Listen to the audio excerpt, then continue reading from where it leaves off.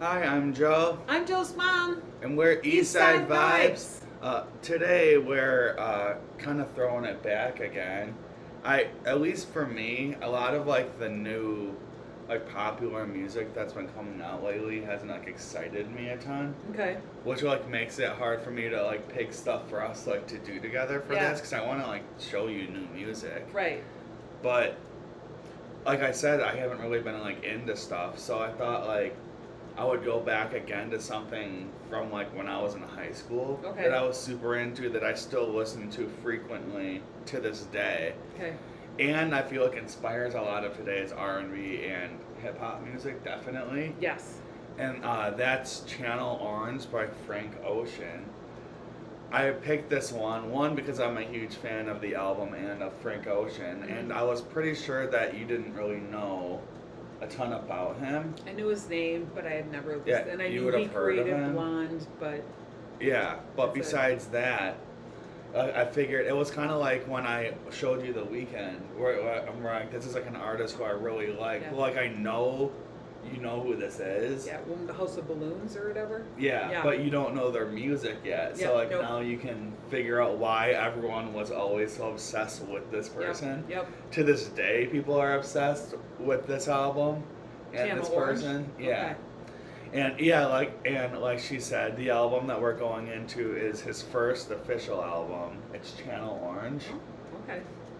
Before this, he had released a mixtape called Nostalgia Ultra, which up until I think last year was not on streaming services. So if you listen to it, like I had to like basically like download it through like a torrent on my phone, which I guess I shouldn't admit that. Yeah.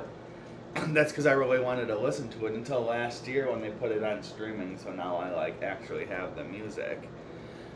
But Nostalgia Ultra is what kind of like blew him up as a solo artist. And this came after Channel Orange? No, Channel Orange was his first official album. Oh, that was a mixtape. Yeah, Oh, Nostalgia okay. Ultra was a mixtape that came Okay. out before this. Okay. That's what kind of like put him on the map as an up and coming artist, because he was Frank Ocean like originally became popular because he was known as like a member or an affiliate of Odd Future, which Okay. was Tyler the Creator's like collective. Okay. It also had Earl Sweatshirt in it, who is Who's in this on the album, Yep. and a few other like pretty popular rappers. Mm-hmm. And then Frank would sing, and they had some songs that went viral. They were like really big on MTV and stuff. Okay. MTV. Wow, that was Yeah. great back then. All these artists became big, and then Nostalgia Ultra came out, and like it kind of put Frank on the thing is when that came out, it was kind of like The Weeknd. They were similar in a way, but different. Where there was like no other R&B music being made that even sounded anything like this at all. Yeah. So it caught the attention of people. It was like, but it's in a different way. Like The Weeknd's is more hip hoppy. This more, I feel like, inspires people like, I don't know, like Steve Lacy or like Giveon or like more like Miguel, even like slower R&B yes, singers. Yep, that's exactly who I thought of. Whereas The Weeknd inspires more like hip hop style ones. Yep. But yeah, like I said, like when it's similar to, because this came out around the same time as House of Balloons. Okay. Oh. Similar to that, like when this came, like the R&B that was popular at that time would have been like Chris Brown and Neo. Yes, I did see that too. And then like this comes out, and this is It's like- literally nothing like anything. Yeah. It sounds old, but it Yep. sounds new at the same time. There's Exactly. songs on this that sound like they're from like the 70s. Yep. Like straight up. And there's other ones where it's like, I don't even know where he's coming up with these sounds. Like there's one song, I'm sure we'll talk about it on here, where I feel like if it came out in 2025, it would still sound Yep. like it was super fresh. Yes. Like there's still no one like making music like it. But yeah, like I said, so after Nostalgia Ultra came out, Channel Orange was Frank Ocean's first official studio album. Okay. And besides the Odd Future stuff, I'm pretty sure at this time he was also kind of writing for other pop artists. Okay. And throughout the years, there have been like pop songs that have become popular where people have keyed it almost immediately that Frank had at least partly Okay. written that. Okay. Because of like the cadence and like the way like the song's arranged, which I find interesting. That he has such like a pinpointed style that you Mhm. can figure it out from Mhm. other people singing. That's amazing. And there's someone who he's compared to, who I think also who you love, who channeled that, and that's Prince. There's there's songs throughout the years where people could figure out that one was written by him. You can just tell. Yep. Even it doesn't matter who's singing it. Yeah, and he in some of his And I know his Frank voice, is compared to Prince. yeah, because in his voice there's some of them that are very you if you close your eyes you would think it might be Prince singing the song. And I feel like Prince has got to be one of Frank Ocean's biggest inspirations, like easily. I think Miguel too. Frank, they came out around the same time. Oh, they did. Oh, okay, Yeah. so they're together. But no, when you Frank went would back, be maybe a little before Miguel, okay. or at least this album. Yeah. So there's like lots of really interesting things that like go along with this album, with like just like the way it was rolled out. Yes.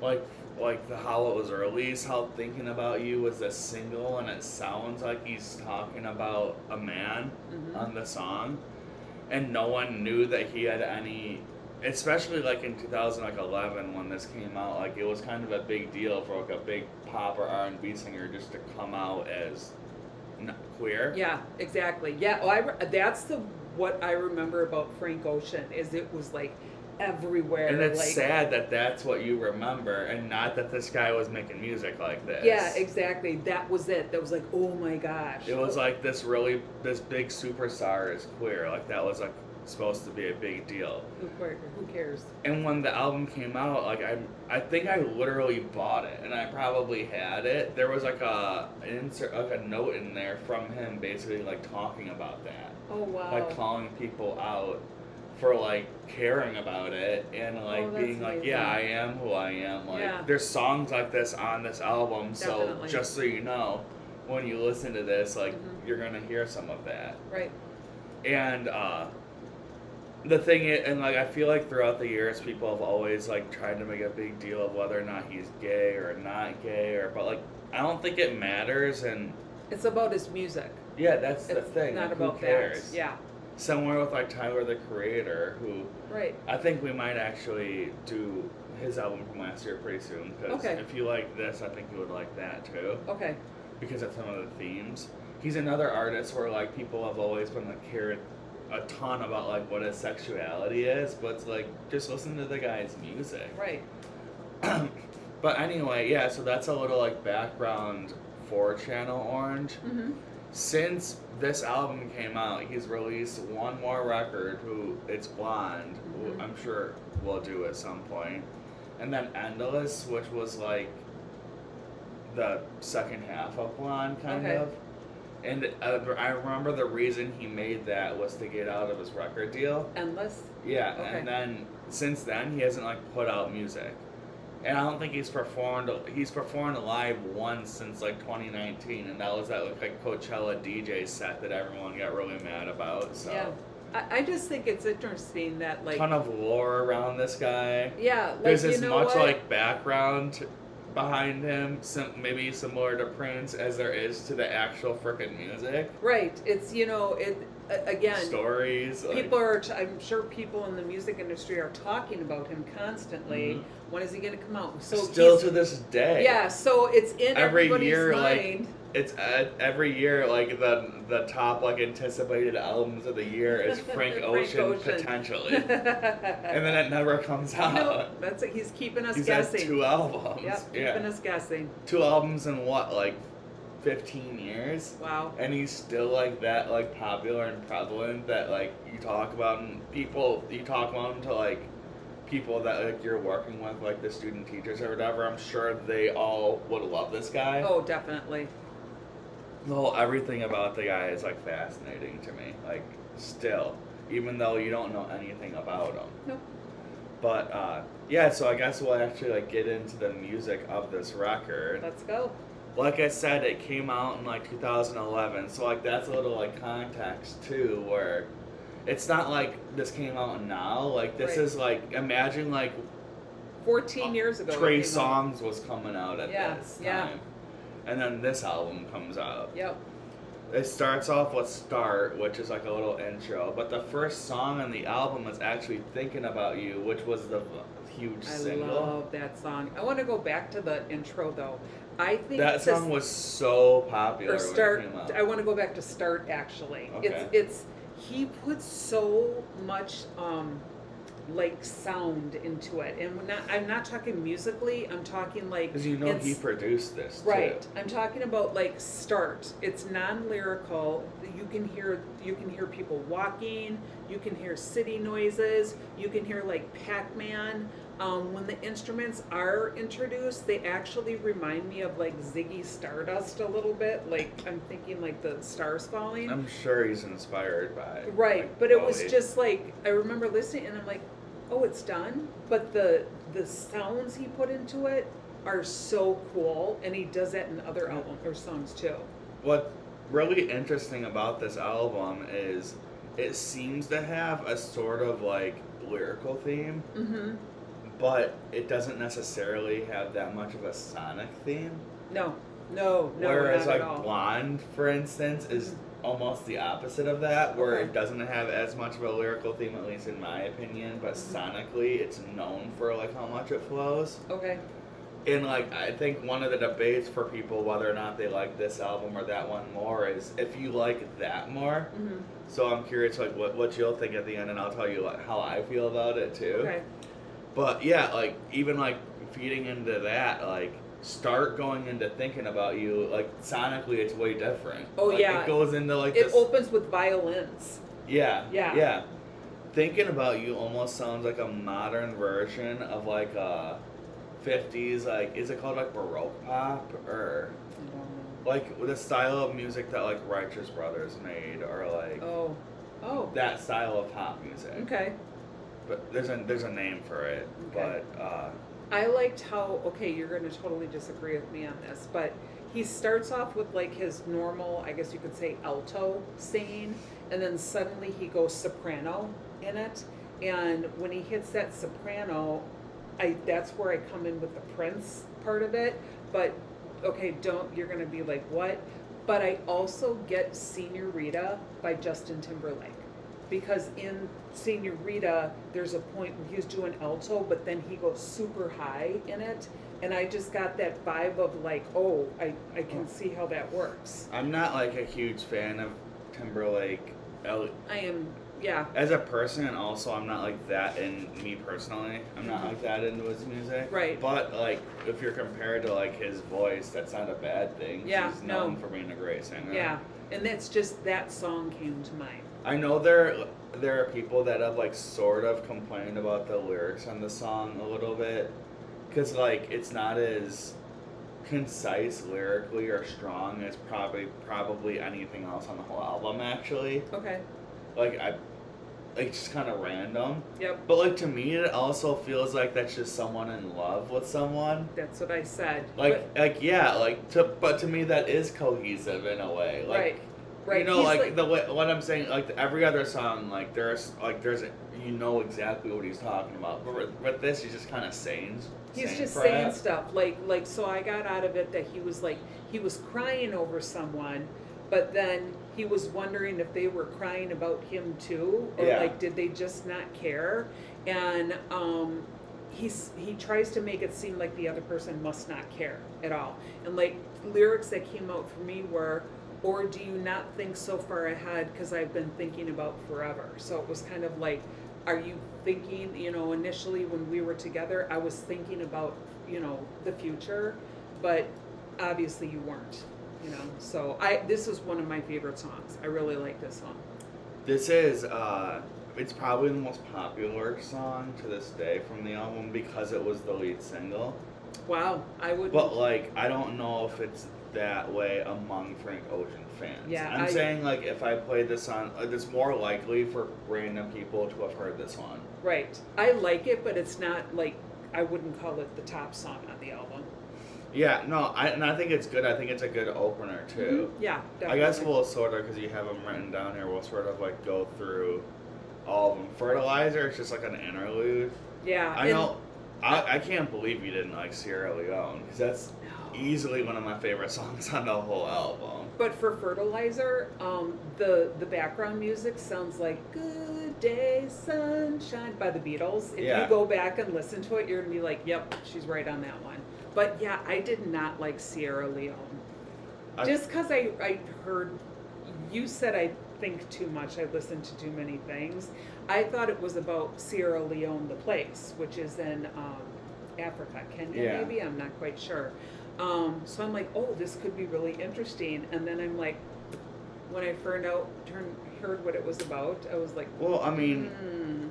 I guess the whole album is about sex. It like- is, and it's not really a vulgar song. And He's this just song's talking not vulgar at all. No, he's just talking It's about kind of like a, really pretty. a particular female body part, and that just, and I'm like, Like okay. yeah, but I feel like that also like feeds into like what's interesting about this album and as a whole, because like half of it's like homosexual and half of it And is this like is about a music like woman. this. Yep, Yeah. exactly. Yeah. And it's not like just singing about being in love with a woman. Like it's No. like pretty like Not at all.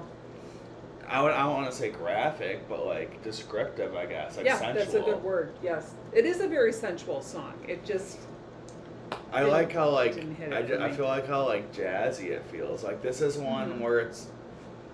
where like now there's like jazzy R&B music, but I feel like in 2011 there was not at all. no. Didn't you say like at that time Chris Brown was coming out Yeah, as that well? would have been like So like who was big. that was kind of like the music, Like and this poppy. was like not at all. like extremely like retro. Yeah, that's the word. Like speaking of retro, the next song, Sweet Life, which is I feel That's like one a of lot my of favorites too. it's funny you put jazzy for that one, which Sierra Leone is also jazzy. Yes. This is a lot brighter though Yes. than that song. Yeah. hmm This one feels more positive, and that one feels not negative, just like darker or like Right. murkier. Right.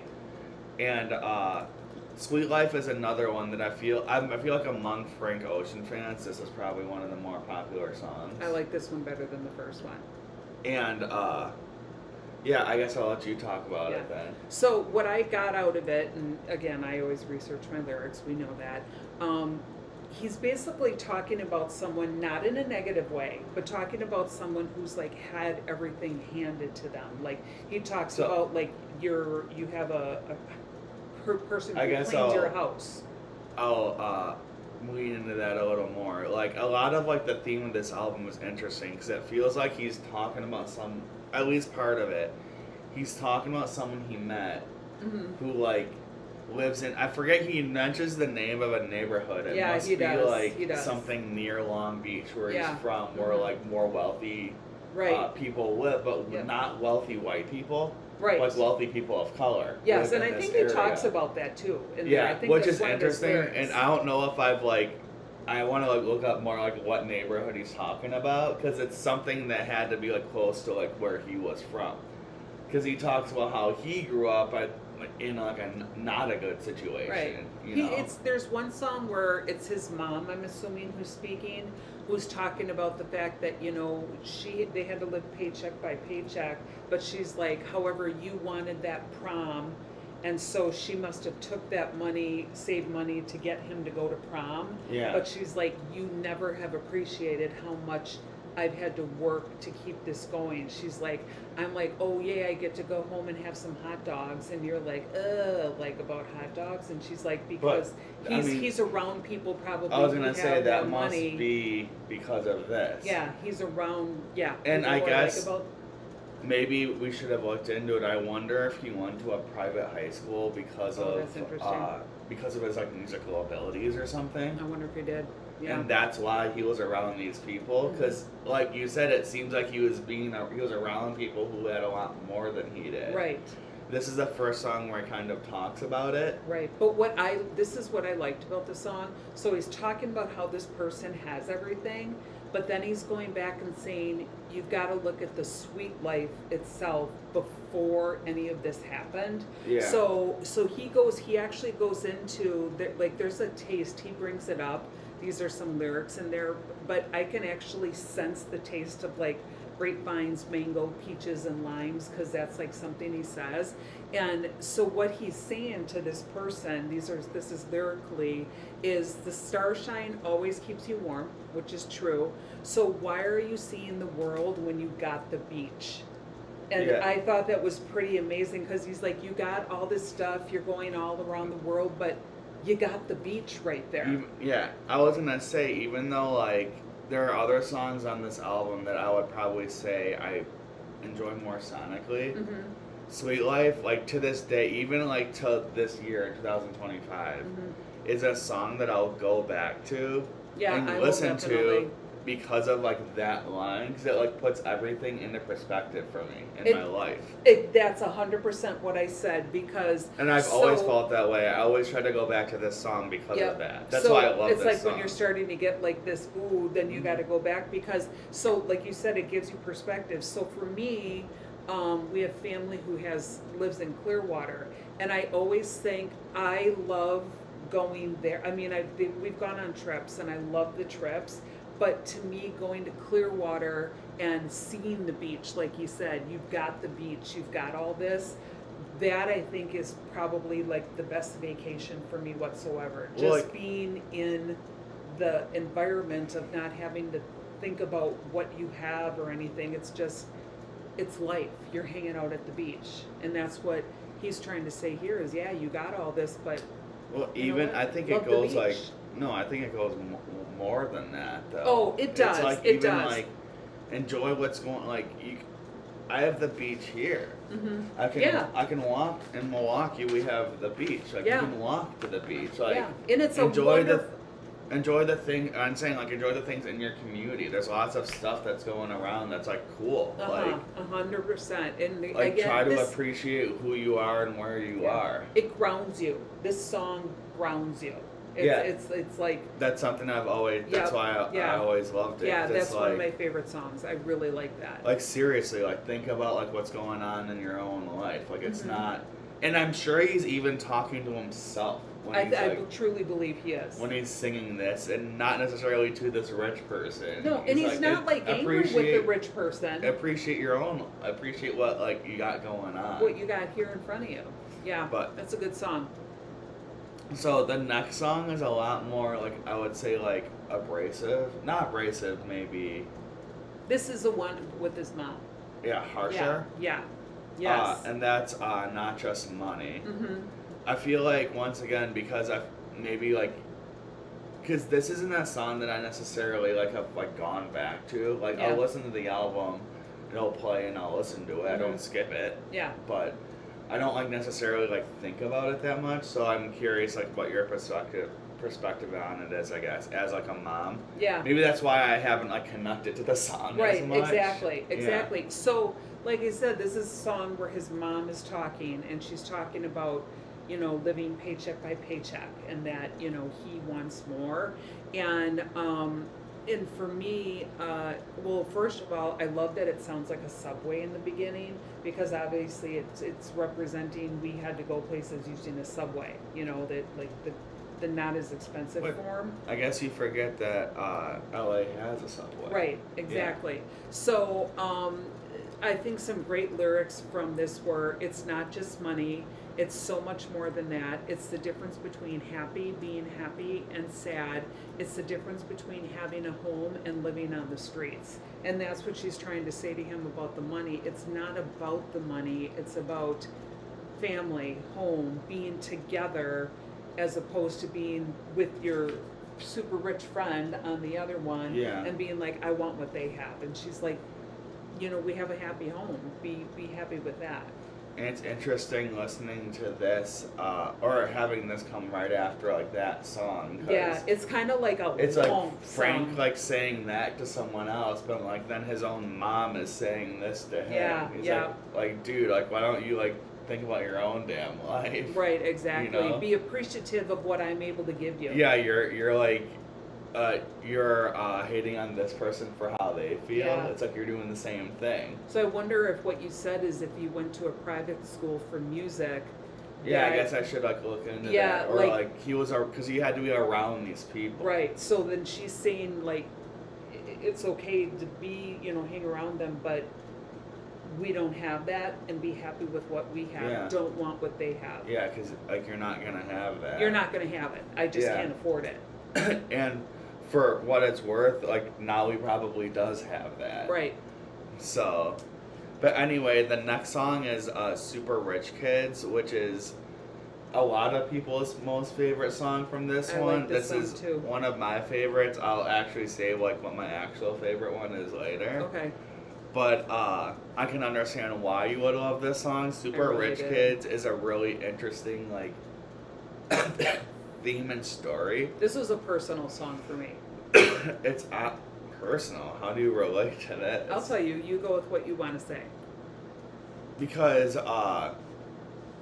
this song is like basically like from the perspective of this rich person, Yep. and talking about like the way they see everything. Mm-hmm. There's something they say in this song that I find really interesting. Like you wonder if this person is happy with their life, and it Yeah. sounds like they are not happy with their life. No, they're doing what. Which like feeds Yeah. into like Frank earlier telling this person to be happy with your life, and it makes me think of, like having like when in high school, like meeting like this person that basically like this person was super wealthy, Yep. had multiple houses, Mm-hmm. and they would throw the parties. Really, very, very a pretty girl. Everyone thought this girl had it all. Mm-hmm. But I had learned that she was not happy with her life. Her parents were never home. They were alcoholics, and they It just says went wherever. Yep. And like it made me think of like, that person, that girl Mhm. that I don't know anymore, probably relate to this song so Right. much. Right. That's how it was for her. It was like she didn't like know her family. She was at home in this mansion by herself all the time. Yeah. Yeah. And felt like she wasn't loved, and would like do things to get in trouble to like get her parents to like come home. Mm-hmm. Appreciate her. And so like you're saying, how does this relate to me? So first of all, musically, it's got the Benny and the Jets thing. Yeah. Like if you listen to the music lyrically, but I said it loosely reminds me of growing up because I grew up in a blue collar family. So Yeah. I didn't grow up, being able to hold these fancy parties or stuff, like in high school. But I had friends who the exact same thing you said. Yeah. I had friends who were wealthy. Being around these people. Right. They would. Milwaukee's an interesting place Mhm. because like people mesh like that. Yes. Yeah. Like and wealthy whereas, people are friends with like not wealthy people. Right. And for me, I would go to some of the parties, but like you said, and here's the lyrics: the parents weren't around, and that's why they were able to throw these parties. There were too many rides in Daddy's Jaguar because Yeah. I had friends who would like drive to school in those things. Yeah. Super rich kids with nothing but loose ends, and super rich kids with nothing but fake friends. Yeah. And that I remember the most about high school is these wealthy people who hold these parties, no parents there. Everybody was like fawning over the rich person, but then you'd like go to school and nobody would really talk to them. Yeah. Because they were all fake friends. They just wanted to be there so they could be with the wealthy person. Yeah, like this was the person with like the drugs and the Mhm. alcohol and the Mhm. whatever, Mhm. and that's just where you went to do all that stuff because that's the person who had the access to everything. Yep. So it just And it reminded me talks of about high school that. because that's not how I grew up blue collar, but you'd go hang out with these people. But again, they were fake friends. I really like the dichotomy in this song of like the Frank singing like the like sweet like Mhm. way it's delivered, and then Mhm. when Earl comes on, it feels a lot like meaner and darker, even Yeah. though he's talking about the exact same thing. Yeah. It feels like harsher in a Yes. way. It's like the almost like the devil thought like came out of Yep. that person. Yep. Even though, like I said, they're not talking about different topics. They're talking Oh, it's about the same thing. thing. Yeah, but it's just from it another just gets, person's like- perspective. I think it's from that same person's perspective, just like almost like their inner demon like speaking. Okay. Instead of like the Frank singing part is like them trying to like sugarcoat what's going on. And this guy's just telling And it this as is it just is. like, no, like this is like what we're doing and this is like Yeah. what happens and whatever. Yeah. And then at the end of the song, which I'm sure this didn't actually happen, I always wondered if it's supposed to be a dream or not. They're imagining that they jump off the roof, Oh, that's right. or that's if in they there. actually jump off the roof. Obviously, they didn't, because like Right. they're so talked about later in Right. the album. Right. But again, it shows the fact that people were going This to these person rich liter- kids' places and they were getting higher Yeah. higher than kites. This person and, just wanted to like jump off their roof and die because they just like hated their life, yeah, basically. yep, exactly. Even though they were the person you would think they would have loved their life. Yeah, because they had everything. Like the way some of these lyrics are delivered is interesting to me. Like I like the I like to watch my news on the tube. Mm-hmm. Like that's like in the perspective of like someone who's like able to watch TV because they have a TV, whereas like Frank probably didn't have Right. like a family TV. Right. You know, so he couldn't like do that. Right. Or how the maids would watch them do everything, and he kind of wondered why they don't care. But like, Mhm. why would they care? They just Right. work there. Right, exactly. You know, The like- person doesn't have to do anything because other people are doing it Yeah. for them, but the parents aren't there for them. Mhm. So it's like They're their just good kinda friends are probably spiraling. the maid. Yeah. And then Pilot Jones is another like, I guess more of like an interlude one. Yeah, yeah.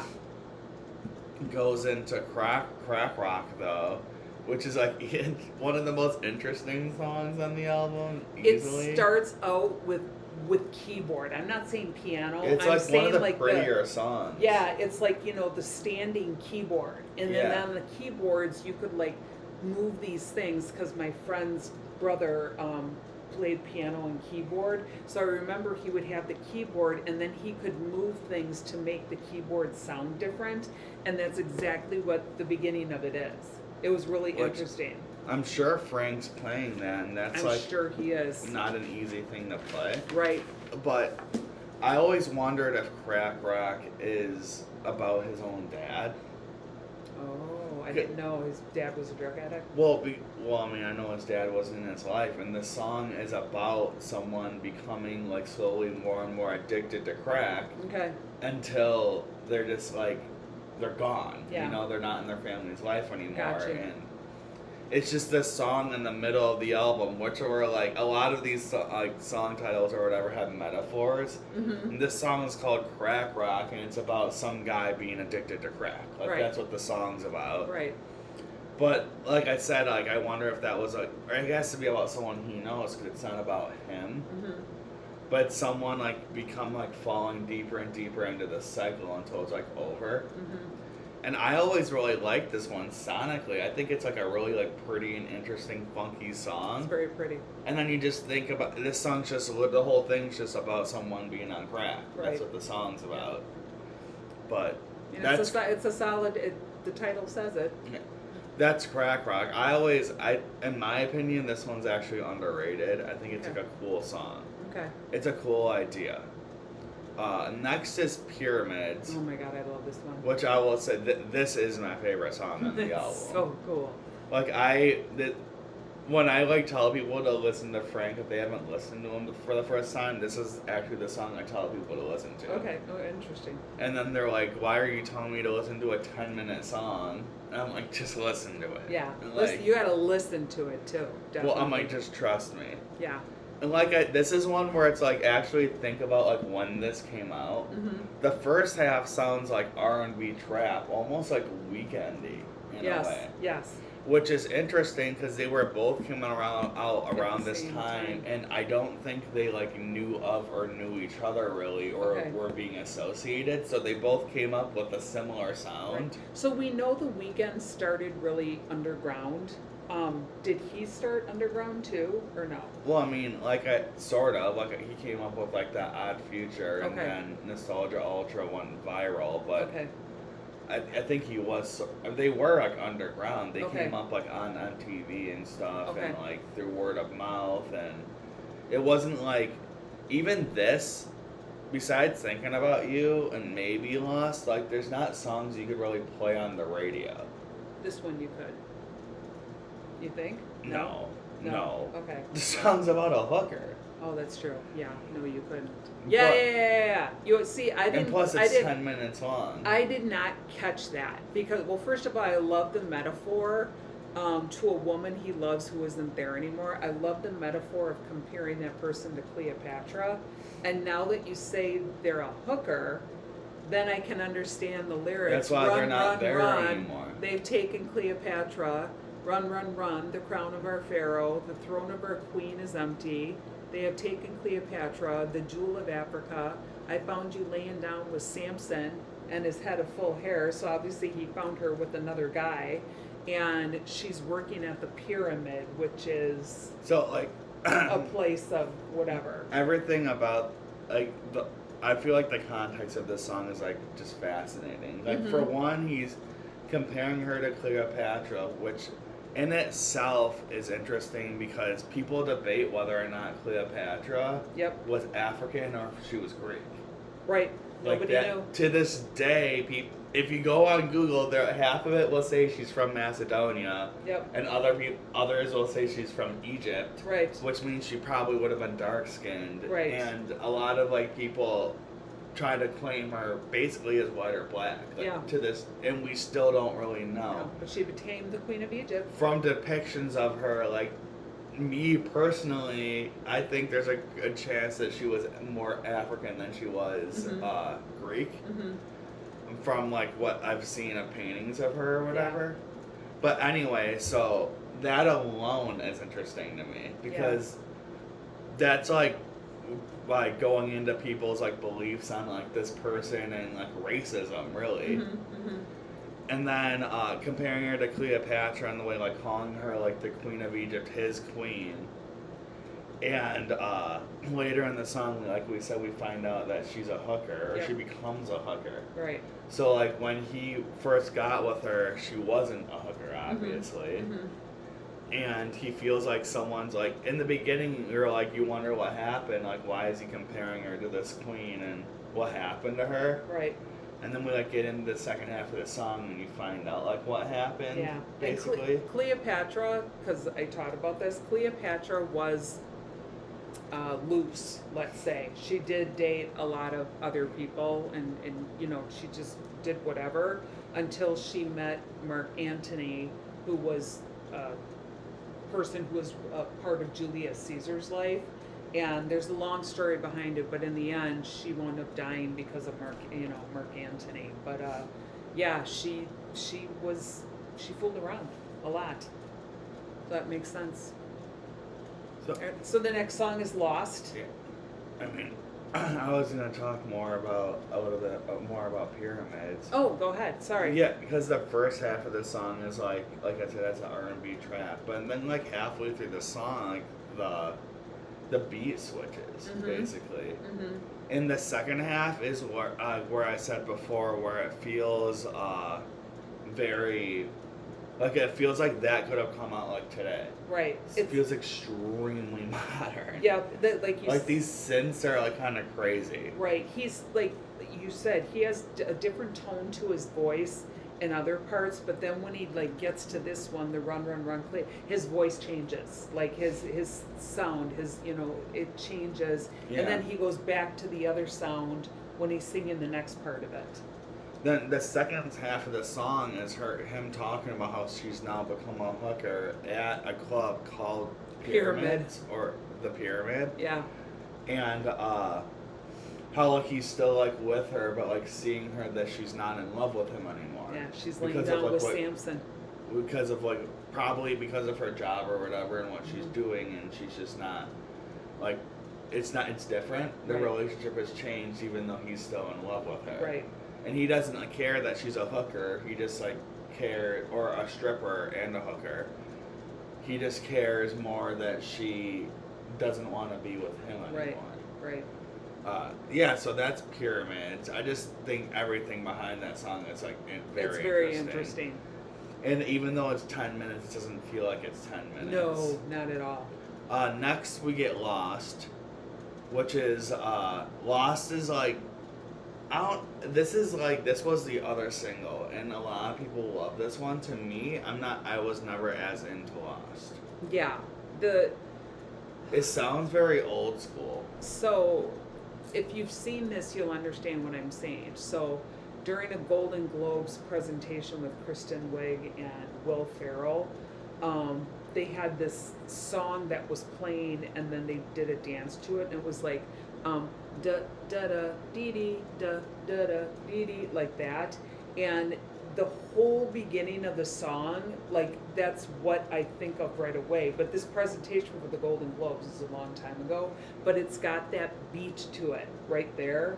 So for me, like when I heard that, it was like, oh, okay, this is kind of fun, I guess. It could come. From Yeah. that. I don't know. The instruments are much lighter, but they have a dark meaning behind them. So Yeah. it's like lighter instruments with a darker meaning. I mean, that's interesting to put those two together.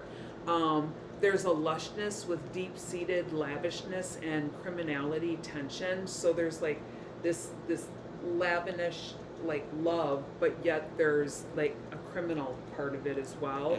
And enjoys material luxury while hinting a desire for a different path in life.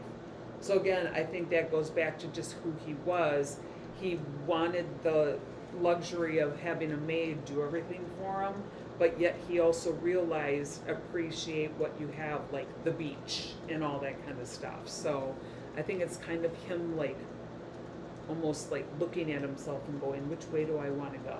Yeah, or like trying to be like happy and content with like who he is and what Yeah. he's got, and like also like starting to do like maybe worse and worse things. Right. So he's and seeing lost. himself He does, start to yep. spiral. Yeah, he doesn't know he's lost. He doesn't know which way to go. So after this, we get. I guess I'll try to speed up a little bit. 'Cause Okay. We're starting to get long-winded. Sorry. We get. It was oh, a no, good it's album. my I have fault. 5 pages Yeah. of notes, so. Next, we get White, which is like a little instrumental break, and the only like main thing about this song for me is the fact that the guitar bit is by John Mayer, What a weird connection. which is like I how. was just like, And it must have been like a label thing, or maybe John Mayer heard him and thought he was good, because like how would at this point he have been able to be associated with John Mayer?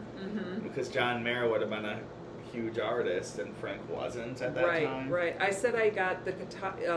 Obviously, there's a guitar playing, but there's also soft drums and a hypnotic beat to the whole thing. But again, Yeah. it's a non-lyrical interlude, which he has a lot of interludes throughout this Yeah. whole thing. A lot of non-lyrical. Yeah, there's a few. Yeah. Next is Monks, and I see you didn't really like this one. Monks is one of the only ones where I wouldn't say I would skip it, but like I just don't really think about this song. Yeah, as that's much. exactly what I put meh, and it's because It's just like if kind I of listened to there. the It's- whole album, I'd be like, I'm not I'd gonna skip it or whatever. I'm probably not gonna skip it because I think it just like sounds fine in the context of what it is. Right, but it's not memorable. But yeah, like you said, it's not memorable. Right. Next we get Bad Religion, This is my favorite song. which My I think ultimate I favorite. think I predicted that this would be your favorite song. Yeah, ultimate favorite. Which Bad Religion is a good song to me, but it's another one I don't go back to as much. I think it's really pretty, so I guess I'll let you talk about it. So it starts with a pipe organ, instrumentally. Those are those big, pipe organ. You can see them in church. I think this is a very autobiographical song. I really think in this one, he's opening up about being queer. And, it's from the perspective of he's like, he needs to come out, but he doesn't know who to come out to. So he gets in a taxi, is what happens. He winds up getting in a taxi, and a lot of time when you get into taxis, you start having conversations and stuff like that, knowing that it really won't go anywhere else because it's a taxi driver. So some of the best lyrics for me were, he's saying, taxi driver, be my shrink for the hour. So he's like, I need you to be there for me. I need you to be my shrink. He's like, leave the meter running, whatever. It's rush hour, so he knows it's going to take a while. So take the streets if you wanna. And he's like, just please, can you outrun the demons that I have? And those demons were, do I keep the perspective of what I people think I am, or do I come out as who I really am in this one? He said, and then the taxi driver said to him, Allah Akbar, or how do they say it again? Allah Akbar, which is God is great. And so, like the guy starts talking, and he says that to him to try to bring him together and say, hey, God is great. You're going to be okay. And he said to him, Frank Ocean said to him, don't curse at me, because he didn't know what it meant. And then he says, Bobo, you need a prayer. And then obviously, whoever the person is Muslim.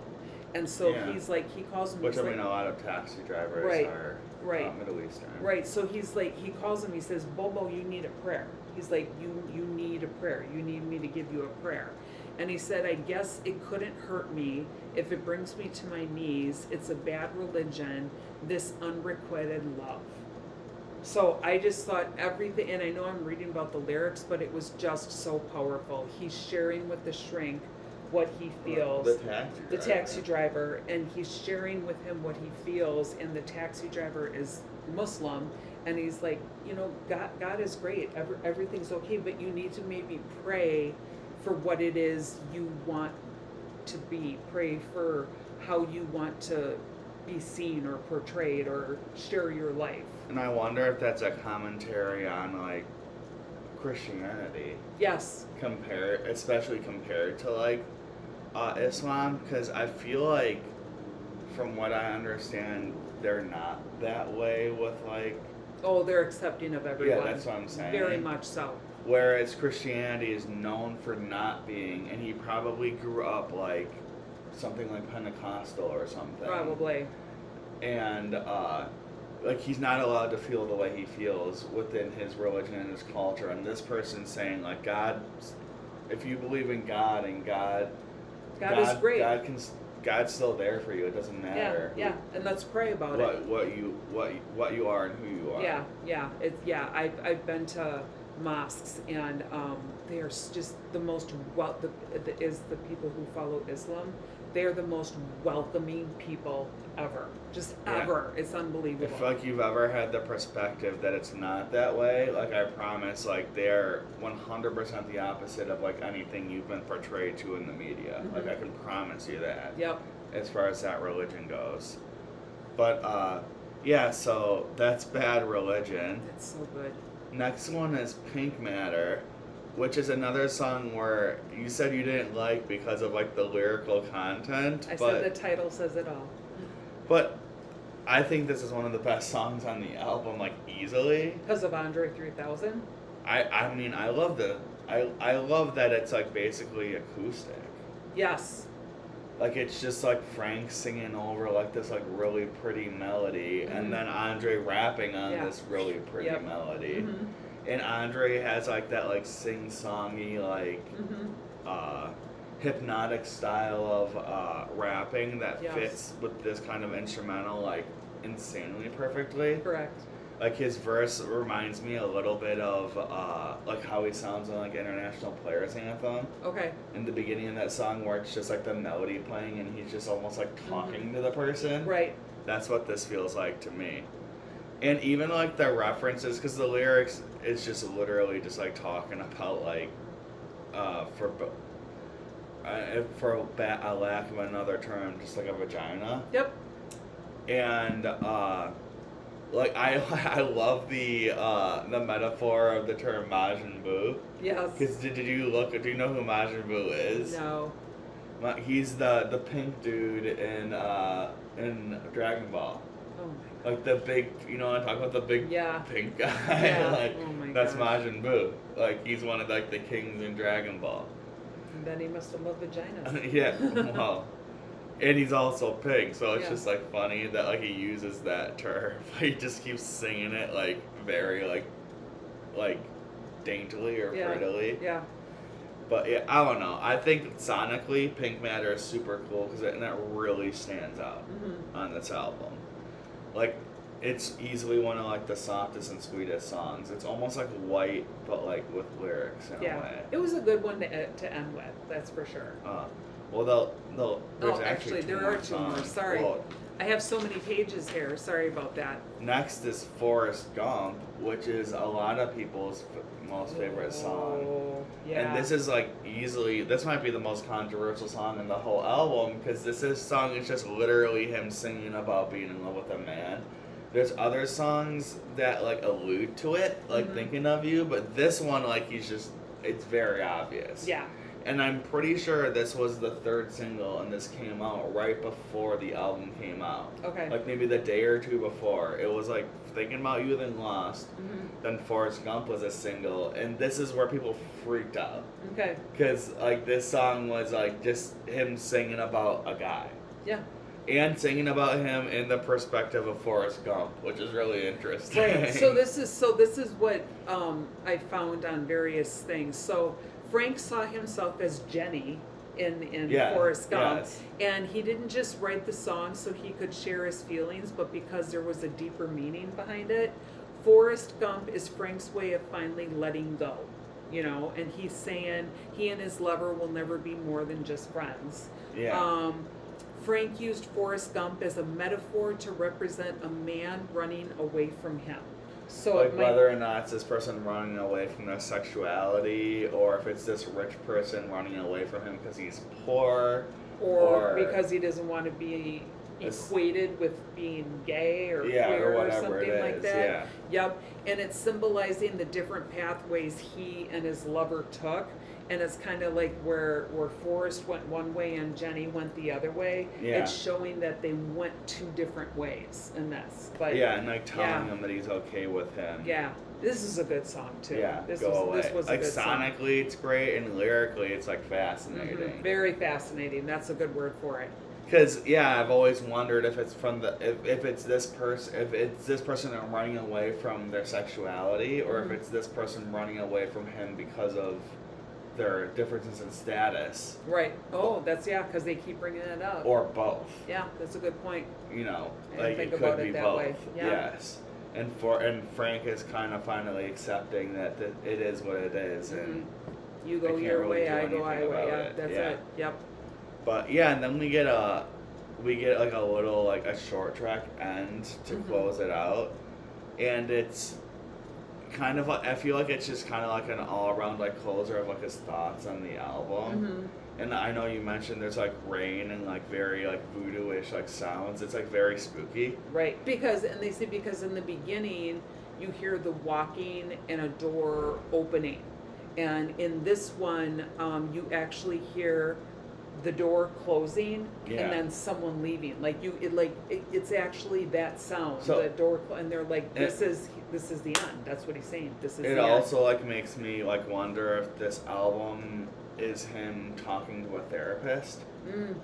If the whole album is him talking to a therapist, and all these stories are like stories of his life of him, what he's saying to this therapist. Right. Or the other thing that I'm thinking of is like, is he seeing like a voodoo witch doctor and he's talking to them I guess it about doesn't things. have to be a therapist. It could be someone who he thinks can help him. Yeah, like he did the taxi driver. Now he's thinking voodoo will help me. Yeah. But like I said, it just feels like a very like all good like succinct way to close this record. Yeah, and that's what they said. The door closing and someone walking away. He's saying the end. And just kind of over. Yep. So that was very long. That was our analysis of Frank Ocean's Channel Orange. Yep. At some point we'll have to do Blonde together too. Yes, because, definitely. Like I said at the beginning, sonically this one is it's fluid but not extremely fluid, whereas Blonde is more sonically extremely fluid. Okay. But like to me this tells a very interesting story. Amazing. About what I'm assuming is his life. Yes. And stories that he's experienced and the Yes. stories of those around him. Yes, it's definitely a storytelling album. It's lyrically, in my opinion, like top tier lyrically. Yes. As good as anything that was coming out at this time, and even like now. Yes. Just like how like deep and raw it is, but also the metaphors too. Like if this came out now, I mean, I think it would would probably really be more popular. popular now than it was back then. And like this inspired, like everyone from like pop artists like Bieber and Kid Laroi or whatever to Mhm. like hip hop artists say that this guy inspires them. Wow, that's awesome. And he's only, like I said, he's only come out with 2 albums, which is like the craziest part. So I guess I'll let you talk about your closing thoughts. I guess I don't think I have to say that much because it's No. obviously Yeah, obvious how I feel about this. Yeah. Obviously obvious. yeah. I think same for me. Like I said, I listened to this album just to give myself a here's the album. I didn't think much of it, but then when I went into my deeper thoughts of it, I'm like, this is amazing. Like we should have listened to Frank Ocean longer because I've heard earlier because I've heard of him. Yeah. And I heard all the controversy about him coming out, but I also knew that he was very popular because people, like you said, Yeah. people are always like, possible record for the album of Frank Yeah. Ocean. And this is one where it's like you'll hear people say to listen to this guy. And Yes. you're like, why does everyone say this? Now I know. Yeah. Now I know. I really loved the storytelling. I made connections personally to a couple of the songs in here, and I just think it's a great album. I really do. And I couldn't even score it really because it's just that great of an album. It's not worth giving a score. Like I said, like to this day, I'll listen to the album. There's just songs I'll go back to, Mhm. like Sweet Life, that Mhm. just like to like try to like think about things for a bit, like to come back Like I down. said, to ground you. Yeah. Mhm, mhm. And that's one reason I appreciate it so much. And I Yes. will say straight up, maybe like this will be controversial to some Frank songs. For what it's worth, I do that more with this album than I do with Blonde. And I love Blonde. I think Blonde's Mhm. just as good. Yeah. But like, there are songs that I can. Maybe it's because of one it came on in my life too. Right. It I came can out- relate to yeah. this more Mhm. because it's from the perspective of someone like probably being in high school, Yes. and I was in high school when this came out. Yep. So, but At any the school that you went to, there were a lot of, like you said, rich kids. like who people that I didn't parents relate were there. to. Yeah, exactly. Yep. It was like I will say like being there, like I felt like super out of place all the Mhm. time. 'Cause it's Mhm. like you're around these people that that you just can't relate to in any way. Like you Right. don't know how they live a different life than you. They do, and it's really when he brings Even up though the you're part of around the them maid, all you the know, time. it's like Yeah. you didn't have a maid, you know. I mean, Yeah. you didn't have that where they You all didn't did. have that Yep. stuff, yeah. But yeah, it's like interesting, like for people who end up like with opportunities or scholarships or whatever to go to these places Mhm. with these kinds of people when you personally did not grow up that way. Right. But anyway, yeah, so that's how we feel about Frank Ocean's Channel Orange. 2 thumbs up. I would assume people who are watching this would like it, but I guess let us know how you feel about this album in the comments Yeah, if you please would do. like to. Please do. But yeah, but anyway, I'm Joe. I'm Joe's mom. And we're East Side Vibes, and thanks for watching. Bye.